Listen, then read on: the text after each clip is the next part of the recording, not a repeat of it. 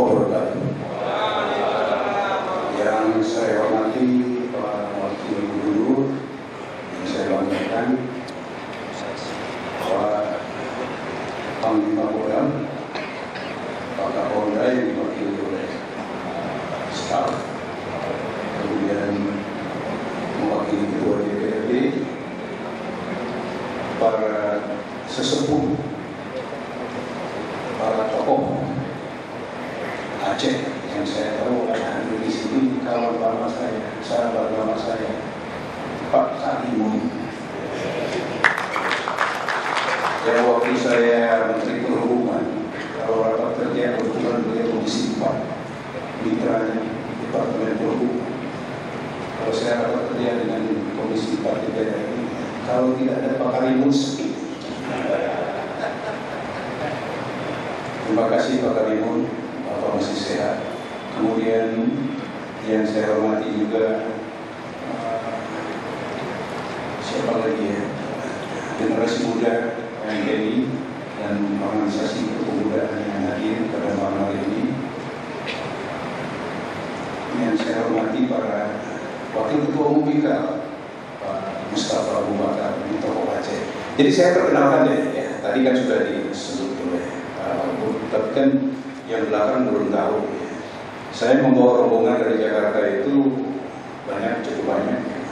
Salah satunya adalah Pak Wakil Ketua Umum, Pak Dr. Mustafa Abu Bakar. Dulu beliau gubernur di sini pada saat tsunami ya, Pak ya. Dan kebetulan 3 hari setelah tsunami, saya bawa rombongan dari Jakarta, anggota DPR dan artis, membawa bantuan yang menerima adalah Pak Gubernur waktu itu. Masih ingat di sini tuh, di tempat ini ya.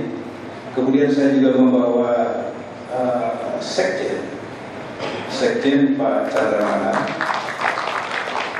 Wakil Sekjen Ibu Nita tadi yang membacakan keputusan, Pak Luki,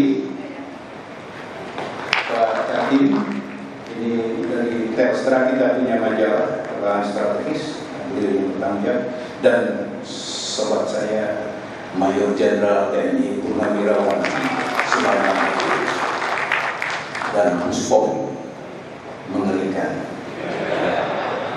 Yang saya cintai, yang saya banggakan Pak Sahrical dan seluruh pengurus yang dilantik pada hari ini, pengurus terpilih IKAL Komisariat Provinsi Aceh masa bakti 2017-2022. Ya tentunya saya pun ingin mengawali dengan memanjatkan puja dan puji syukur kepada Allah Subhanahu wa Ta'ala. Alhamdulillah pada malam hari ini kita bisa hadir dalam rangka pengukuhan dan pelantikan pengurus IKAL Komisariat Provinsi Aceh masa bakti 2017-2022.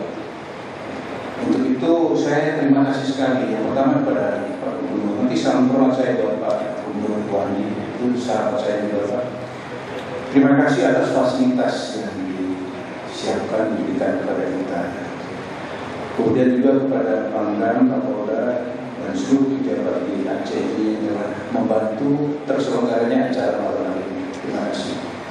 Kepada panitia tadi, Pak Mayor siapa? Bayu, yuk, makasih ya. Mantap jadi laporannya. Dan tentunya kepada seluruh masyarakat Aceh yang pada malam hari ini hadir, terima kasih atas kehadirannya. Kepada Pak Sahrical dan kawan-kawan yang tadi dilantik, saya ucapkan selamat dan tentunya saya sekali lagi menekankan terima ini sebagai satu kehormatan dan satu kepercayaan. Dan ketika seseorang mendapatkan kehormatan, kepercayaan seperti ini, maka tekadkanlah di dalam hati saudara-saudara yang mendapatkan kepercayaan ini. Tekadnya adalah aku akan berusaha untuk tidak mengecewakan kepercayaan dan kehormatan ini. Kemudian saya ingin sedikit Pak Gubernur kepada seluruh masyarakat Aceh yang hadir pada malam hari dan nantinya kepada masyarakat Aceh ingin menjelaskan mengenai IKAL. IKAL singkatannya adalah Ikatan Keluarga Alumni Lemhanas, di mana sebelumnya singkatannya adalah Ikatan Alumni Lemhanas. Tapi sejak Munas pada tahun 2015 yang lalu, kita ubah menjadi Ikatan Keluarga Alumni Lemhanas. Karena pada Munas kemarin kita putuskan, tadinya anggota IKAL itu hanyalah lulusan reguler, KRA, KSA, PPRA, PPSA, khusus reguler. Tapi sejak Munas kita putuskan seluruh lulusan taplai itu masuk pada keluarga alumni Lemhanas. Makanya namanya kita ubah jadi Ikatan Keluarga Alumni Lemhanas. Jadi saya ucapkan selamat bergabung ya kepada taplai-taplai dalam wadah keluarga besar alumni Lemhanas. Ciri dari IKAL, Pak Gubernur, adalah organisasi yang berwatakkan pejuang, wataknya pejuang. Pejuang itu bukan hanya di TNI, Polri, tentara yang mampu berdiri. Tapi pejuang itu adalah juga milik masyarakat bangsa Indonesia. Watak pejuang itu adalah watak satu watak yang selalu peduli terhadap kehidupan bermasyarakat dan berbangsa. Selalu peduli terhadap situasi yang berkembang dalam kehidupan bermasyarakat dan berbangsa. Kita tidak boleh apatis, harus peduli. Yang kedua, IKAL itu bercerita berwawasan negarawan. Artinya apa? Artinya di dalam berolah pikir, berolah sikap, dan berolah tindak, kita selalu mengorientasikan kepada kepentingan bangsa. Orientasinya adalah kepentingan bangsa. Jadi di backmind-nya seluruh anggota IKAL itu adalah bangsa dan negara, kepentingan bangsa dan negara. Walaupun IKAL itu anggotanya majemuk, ada dari partai, ada dari TNI, ada dari Polri, ada dari Kejaksaan, ada dari Ormas, ada dari apa lagi? Pengusaha, majemuk. Partai pun bermacam-macam, dari Golkar, dari PKS, dari mana? Dari P3, dari PDI. Tapi ketika mereka berbaju IKAL, maka satu sikap yang ada pada anggota IKAL, bangsa dan negara. Kepentingan bangsa dan negara di atas kepentingan pribadinya, di atas kepentingan golongannya, di atas kepentingan partainya. Itu ciri dari IKAL. Kemudian yang kedua, dalam berolah pikir, berolah sikap, berolah tindak, kita berpedoman kepada dua keyakinan. Sebetulnya banyak keyakinan, tapi dua yang saya utamakan. Dua keyakinan yang kita pedoman. Keyakinan pertama yang kita pedomani, saudara-saudara sekalian, adalah kita yakin, kami yakin, kita semua harus yakin bahwa mayoritas bangsa Indonesia mendambakan bangsa ini tetap utuh dalam wadah NKRI. Mayoritas. Saya yakin dalam ruangan ini 100% menginginkan bangsa ini utuh dalam wadah. Kalau saya katakan mayoritas, ada sebagian kecil dari masyarakat kita yang menginginkan sebaliknya. Bangsa ini bubar, bangsa ini berantakan, tidak utuh. Nah, saudara-saudara sekalian, yang minoritas ini mereka pintar, cerdik, dan licik mereka. Situasi yang berkembang sekarang ini yang diwarnai dengan suasana euforia reformasi. Situasi yang berkembang sekarang ini yang diwarnai dengan alam kebebasan yang teramat bebas. Situasi yang berkembang sekarang ini di mana lalu lintas media sosial karena perkembangan ilmu dan teknologi sangat sulit untuk kita kontrol. Ini dimanfaatkan untuk berusaha memecah belah kita. Nah, dengan keyakinan ini saya ingin menekankan kepada seluruh anggota IKAL dimanapun berada, waspada terhadap upaya itu memecah belah. Terutama ini ada Pangdam, ini ada Kapolda, ada unsur angkatan laut nggak? TNI AL ada nggak? TNI AU nggak ada juga. kepada unsur TNI dan Polri, saya ingin menekankan waspada terhadap upaya untuk memecah belah. Dan untuk diketahui, soliditas TNI dan Polri adalah jaminan tetap kokohnya NKRI. Sebesar apapun ancaman terhadap negeri ini, selama TNI dan Polri solid bersatu, tidak akan mampu membayar. Nah, yang minoritas yang kecil tadi berusaha untuk memecah belah TNI dan Polri agar supaya mudah memecah belah bangsa. Ini perlu diwaspadai. Artinya Pak Pangdam, Pak Kapolda, dan seluruh unsur laut dan udara bersatu, ciptakanlah soliditas di Aceh ini. Insya Allah dengan soliditas TNI dan Polri di Aceh, apapun gangguan terhadap Aceh tidak akan mampu menggoyang pembangunan di Aceh. Itu saya rasa yang harus kita campukannya. Yang kedua, keyakinan yang juga kita pedomani saudara-saudara sekalian adalah, saya mohon semuanya juga ikut meyakini. Yakinlah saudara-saudara sekalian, seperti kami yakin, bahwa di negeri tercinta ini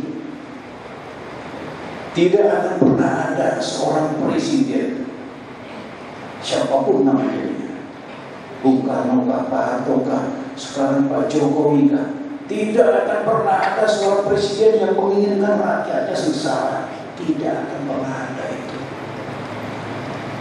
Yang ada adalah seni seorang presiden dalam mengenali dengan benar permasalahan yang dihadapi oleh rakyatnya, dan seni dalam mencari solusi yang paling tepat, paling bijak untuk mengatasi permasalahan itu. Itu yang ada. Nah, dengan dua keyakinan ini, maka tugas dari IKA sebagai kekuatan moral, organisasi yang berkekuatan moral, adalah harus berani untuk menganalisa situasi keadaan, dan hasilnya harus berani disampaikan kepada pemerintah. Kalau saya di pusat, IKA pusat, berulang kali kita mengadakan semacam diskusi, membahas satu masalah yang berkembang, dan hasil diskusi ini kita serahkan kepada Presiden sebagai masukan kepada Presiden agar supaya Presiden mengenali dengan benar permasalahan dan sekaligus kita berikan solusinya apa. Itu tugas kita di pusat, seperti itu yang pernah saya lakukan, yang sering saya lakukan, dan sedikit pun tidak ada rasa takut, tidak ada rasa segan. Sepahit apapun apa yang harus kita sampaikan kepada Presiden, kepada pemerintah, kita sampaikan tanpa ada rasa takut, rasa segan. Mengapa? Karena baik main kita adalah bangsa dan negara, bukan karena kebencian. Nah, kalau di pusat seperti itu, Pak Sarizal, maka tugas kita di Komisariat Provinsi, saya refleksikan apa yang saya tekankan tadi. Tidak ada seorang gubernur di provinsi manapun yang menginginkan rakyat di provinsinya sengsara. Tidak pernah ada. Yang ada adalah seni seorang gubernur artinya gubernur dengan satu kotak pimpinan. Seni seorang gubernur dalam mengenali dengan benar permasalahan yang ada di provinsi, dan seni dalam mencari solusi yang paling tepat, paling bijak untuk mengatasi permasalahan itu. Disinilah tugas Anda dengan seluruh pengurus yang baru dilantik sebagai kekuatan moral di Aceh untuk berani menganalisa, mengkaji, dan menyajikannya kepada Kapolri. Dan tentunya dengan cara-cara yang penuh etika, dengan cara-cara yang elegan, tidak dengan cara turun ke jalan, unjuk rasa. Itu bukan nikah. Itulah tugas kita. Saya minta aktiflah ketika Komisariat Aceh, karena di Aceh pun dinamis sekali perkembangannya, dan setiap langkah-langkah tolong diinformasikan atau dilaporkan ke pusat. Itu saya rasa yang berkaitan dengan tugas kita, baik di pusat sudah saya jelaskan, dan juga ke daerah. Kemudian saya ingin dalam kesempatan yang baik ini sedikit kita sharing mengenai bahas situasi yang berkembang di negeri kita ini sekarang. Saudara-saudara, melihat perkembangan situasi di negeri ini sekarang ini, tentunya saya yakin kening kita semua perlu.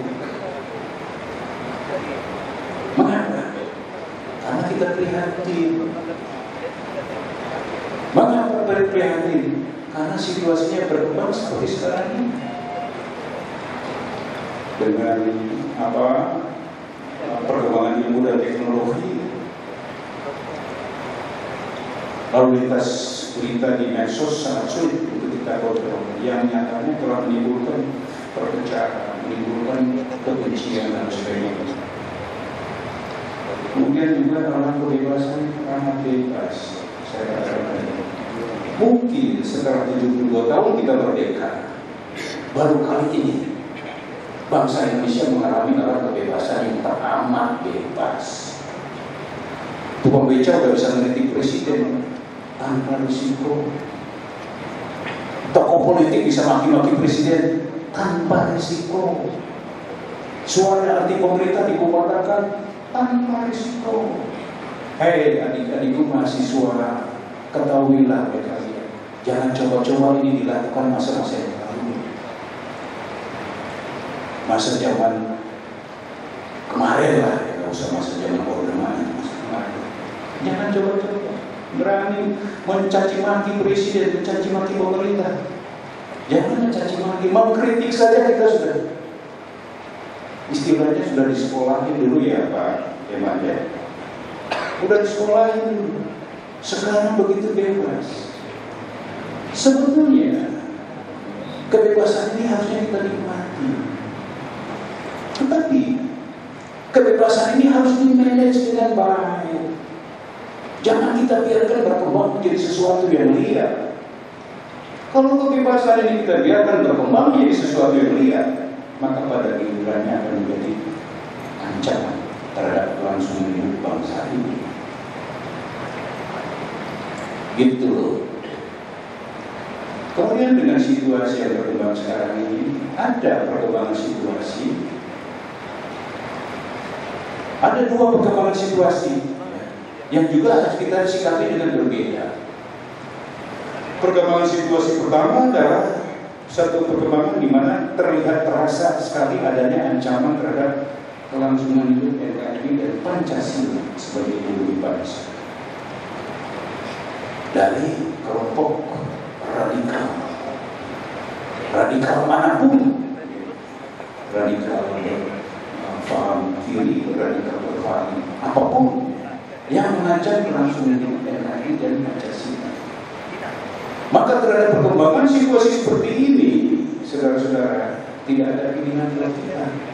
Kita harus bersikap tegas.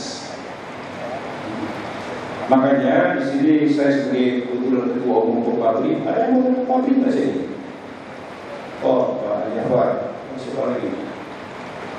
Sebagai ketua umum Popabri, ya, darat, laut, udara, polisi, dan veteran, menghadapi situasi ini kita bersikap tegas. Mengapa? Karena pedomannya adalah Sabta Marga, Sumpah Prajurit dan Tribrata. Marga pertama dari Sabta Marga mengatakan bahwa kami warga negara Kesatuan Republik Indonesia yang bersendirikan Pancasila. Marga kedua, kami patriot Indonesia, pendukung serta pembela ideologi negara yang bertanggung jawab dan tidak mengenal menyerah. Maka dengan berpedoman pada dua Sabta Marga ini, terhadap ancaman terhadap NKRI dan Pancasila, kita harus bersikap tegas. Kita harus bela NKRI, harus bela Pancasila. Tidak ada kompromi. Itu perkembangan situasi yang kita hadapi dengan tegas. Ada perkembangan situasi lain yang sikap tindak kita adalah bijak dan dewasa. Kita sikapi dengan bijak. Apa itu? Perkembangan demokrasi di negeri kita ini. Saya tadi salah satu contohnya kebebasan yang teramat bebas. Bahwa Kalau di negara demokrasi seperti Indonesia sekarang ini, adanya pro dan kontra, adanya suka dan tidak suka, itu hal yang biasa. Terang biasa. Ada pro pemerintah, ada kontra pemerintah, itu biasa. Ada suka pemerintah, ada tidak suka pemerintah, itu biasa. Ada suka Jokowi, ada yang tidak suka Jokowi, itu soal biasa. Tetapi, saudara-saudara sekalian, janganlah ketidaksukaan kepada pemerintah, kepada unsur pimpinan pemerintah, kemudian disalurkan dengan mendukung gerakan radikal. Itu salah. Kalau tidak suka kepada presiden sekarang ini, ada arenanya 2019. Silakan bergabung dengan kekuatannya. Tidak menginginkan Jokowi terpilih, silakan. Tetapi tentunya harus taat kepada patuh pada aturan demokrasi, norma-norma demokrasi. Jangan karena tidak suka sama Jokowi digergajinya program pembangunannya. Itu tidak dewasa. Dan saya sudah serukan kepada IKA, seluruh anggota IKA, dalam menghadapi proses demokrasi ini, katakanlah melalui pilkada dan pilpres, IKA sebagai organisasi, sebagai satu institusi harus bersikap netral sebagai institusi. Tidak boleh anggota IKA besok lusa turun ke jalan membawa atribut IKA mendukung salah satu calon. Itu tidak boleh sebagai organisasi. Tetapi sebagai individu, saudara-saudara sudah punya hak memilih. Pak Fadli Purnawirawan pun punya hak memilih. Nah, apa ini?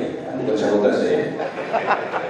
Dalam memanfaatkan hak memilih ini, saudara-saudara sekalian, kami beri kebebasan. Silahkan memilih.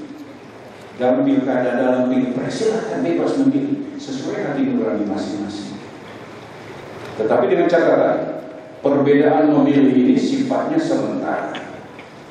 Perbedaan memilih ini akan berakhir ketika pilkada selesai atau pilpres selesai. Begitu pilkada pilpres selesai, tidak ada lagi perbedaan. Yes sir, hormati apapun yang menjadi keputusan demokrasi. Itu dewasa dalam berdemokrasi. Jadi harus bisa dibedakan antara sikap tegas dengan sikap bijak dan dewasa dalam menghadapi situasi yang berkembang sekarang. Itu saya rasa sedikit bekal kepada saudara-saudara sekalian dan juga kepada terutama generasi muda ya. Karena futures belong to the young generation, generasi muda ini. Kalau saudara-saudara generasi muda dengan idealisme yang ada sekarang melihat segala sesuatu yang tidak benar, Anda berontak, Anda hujat, Anda mengkritik, itu bagus. Itu bentuk idealisme. Tetapi generasi muda, ingat, bersikap konsisten dan konsekuen. Ketika Anda ada duduk nanti di jabatan itu, jangan itu dilakukan. Itu sikap ini harus ada pada generasi muda. Itu sedikit bekal ya. Saya rasa Pak, ini kok di waktu cepat sekali sih, udah setengah 11. Padahal ada Liga Inggris ya. Tapi MU mainnya besok MU ya.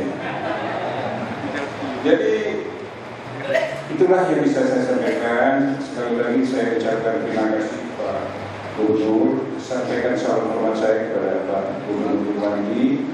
Juga terima kasih kepada panitia, kepada panitia yang sudah bekerja seperti. Semoga apa yang kita lakukan ini mendapatkan berkah yang Maha Kuasa. Baik, itu terima kasih. Bila taufiq wal hidayah, wassalamualaikum.